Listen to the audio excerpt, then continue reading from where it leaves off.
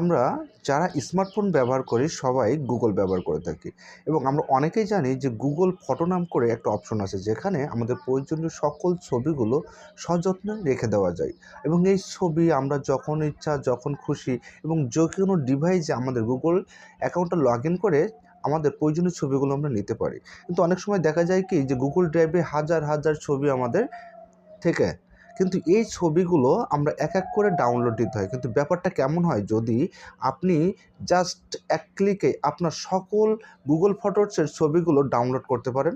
আজ আমি এটাই দেখাতে চলেছি যে কিভাবে আপনারা আপনাদের গুগল ফটো থেকে আপনার প্রয়োজনীয় সকল ছবি মাত্র এক ক্লিকেই সব ডাউনলোড করে নেবেন। চলুন বেশি কথা না বলে আমি আপনাদের স্মার্টফোনের মাধ্যমে দেখিয়ে দিচ্ছি যে কিভাবে সকল ছবি একবারে আপনারা ডাউনলোড করবেন।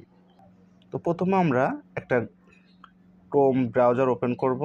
তারপরে আমরা এখানে লিখব গুগল ড্যাশবোর্ড। এই যে আমি এখানে এর আগে একবার কাজ করেছি, এই গুগল ড্যাশবোর্ডে আমরা প্রবেশ করব। তারপরে আমরা প্রথম যে ওয়েবসাইটে দেখতে পাবো এই ওয়েবসাইটের ভিতরে আমরা প্রবেশ করব।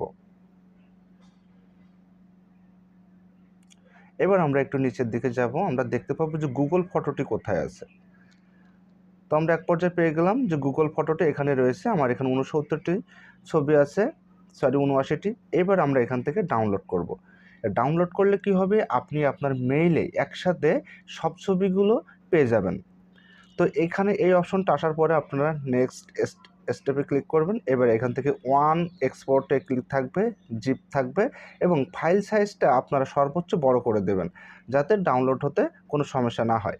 তারপরে আপনারা এখান থেকে ক্রিয়েট এক্সপোর্টে ক্লিক করলে আপনাদের গুগল ড্রাইভে রাখা যত ছবি আছে সব ছবি একসাথে আপনার মেইলে একটা জিপ ফাইলে মেইল চলে আসবে এবং জিপ ফাইল হিসেবে আপনি ওটা ডাউনলোড করে একবারে সবগুলো ছবি দেখতে পারবেন। ধন্যবাদ সকলকে প্রথম থেকে সম্পূর্ণ ভিডিওটি দেখার জন্য।